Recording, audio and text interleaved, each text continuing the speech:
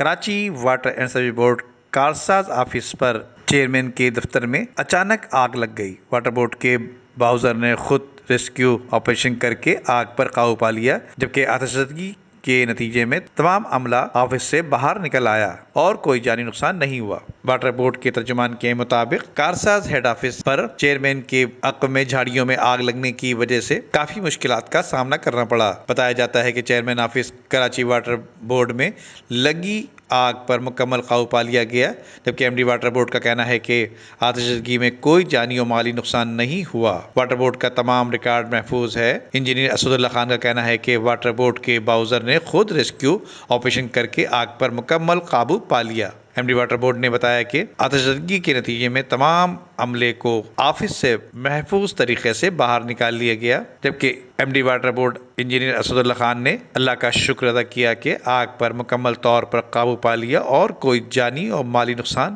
سے ہم محفوظ رہے۔ ندیم صدیقی، میٹرو 7 پاکستان۔